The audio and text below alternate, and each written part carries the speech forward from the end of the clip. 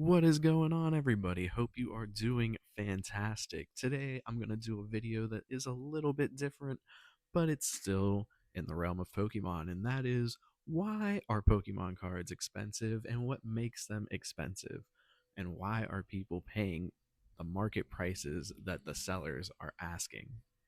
Now, we could date this all the way back to 1999 when we got Pokemon, the TCG Wizards of the Coast base set, I think is when that came out. I'm not 100% sure. You could do all the fact checking yourself on the dates. I'm just going to tell you why things are expensive. So, Pokemon, the TCG, came out, and that went along with the English version of the anime, which was a smash hit among kids all over the United States.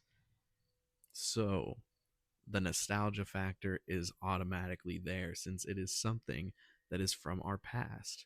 People will automatically want to pay more for things that are exactly like what they experienced in the past.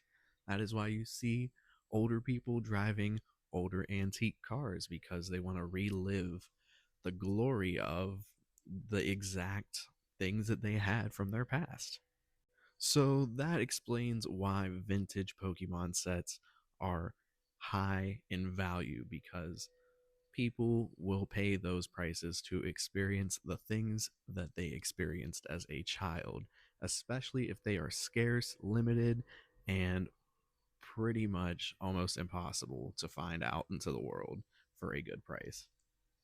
And I'm somebody who's fallen victim to nostalgia too. Not just in terms of Pokemon, but I play video games. I've always played video games, and I find myself buying a lot more physical disc now. Getting PlayStation 2s because I just haven't had one in so long, and I want to experience that authenticness, like emulators, digital packs, things that are replicating what it originally was is not the same at all than the exact original. So people will pay those prices to have those similar exact experiences. Now, the next reason is the scarcity of it. There is something that people, humans, love about exclusivity, something that not everybody has, something that is difficult to obtain. That type of thrill, that type of chase is kind of like a natural instinct to humans. So the fact that we see Pokemon being resold for double the retail price while they're completely empty on shelves just kind of makes people FOMO. And if you don't know what that means, that is the fear of missing out. People are going to want to pay to have those products that they cannot easily access. It is a simple game of supply and demand, basic economics. Scarcity is a major player because it creates an illusion almost. And people are going to continue to play into that illusion. The shelves are going to continue to be emptied because there's only 5 to 10 of each product on the shelf. It's going to sell out immediately the day it restocks. So it's just a continuous cycle of creating a illusion of scarce supply.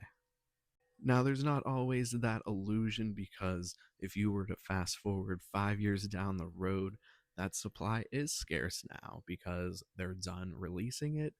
Pokemon isn't going to have restocks of it as often. If not, they never will.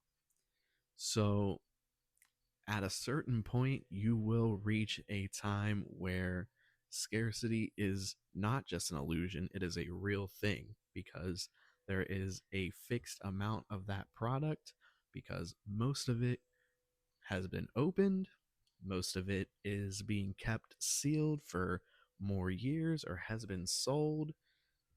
There's just a multitude of possibilities. Damages. People don't take damage into consideration a lot.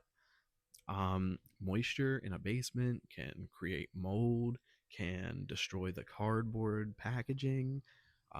Mice can eat up the cards. There's just so many possibilities of products to not be there anymore that scarcity starts to become a real factor over time. Pokemon is also a collector's game. It is not just for playing, it's not just for investing and selling, it is also for collectors. So, you will have people that will never sell their products. You have people that are opening products to chase specific cards because they want to open it and they don't want to just purchase the singles. You'll see many YouTube series of people chasing certain cards, opening insane amounts of packs of a certain set just to pull that card when they could have bought that card three times over with the amount they've spent on the packs. So seriously, collectors are another major factor into this.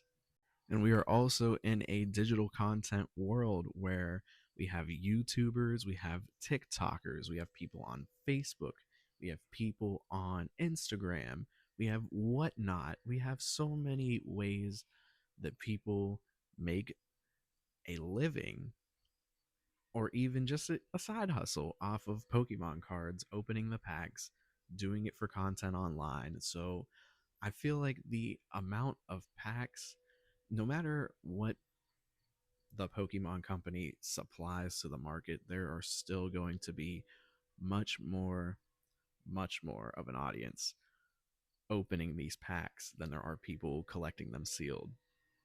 So the rip and shippers, the people opening for content online, the people that are just opening for fun, there's so much going on in this whole world of the Pokemon TCG that I really do not see the market dying off too soon. I don't see it dying off drastically. There are a lot of products that are still over MSRP, and they say with the more restocks, the more it goes down, but I don't know. A lot of people open, a lot of people collect, a lot of people are investing now too. We have a lot of competition. Pokemon investors are at like an all time high right now. Normal everyday people know about this. They go to Walmart, they'll see something Pokemon related, and they will automatically assume that it's worth something because it's not it's not a niche thing anymore. This is very much becoming casual, mainstream, and well known. So I wouldn't even consider that as too much of an issue because a lot of people think that since there are so many more investors that things are not going to rise in price as much as they have historically.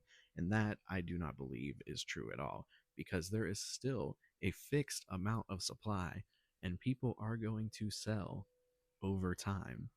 Think of it like the most um, comparative thing that I could think of is Bitcoin. There is a fixed supply of Bitcoin. You could still buy the Bitcoin, but the price will continue to rise because there are more investors, of course, but there is still that same fixed supply. So no matter what, you cannot change how much Pokemon supply is out there. Only the company can. And once they're done, they are done. Whether the investors sell at the 2 year mark, the 5 year mark, the 10 year mark, those products are still getting sold. They're still getting either kept sealed or opened.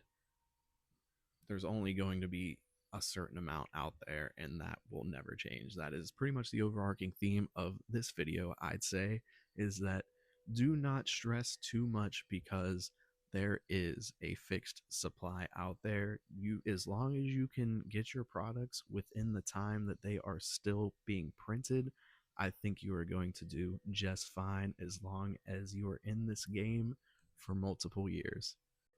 It's always the people that are in and out that have the worst experiences in certain spaces. So the longer you're in it, time is your friend. Just remember that. Time is your friend, and the longer you wait, the more payoff that there is, usually, historically, and statistically. Thank you all for watching. I hope you have an amazing day. It is very much appreciated that you watch my videos. Yeah, wow, didn't expect to gain a little bit of an audience so soon, but seriously, guys, thank you so much. I do daily uploads. I'm going to try and do multiples a day, but right now it is definitely one per day, and you can expect that for sure. Have a great day.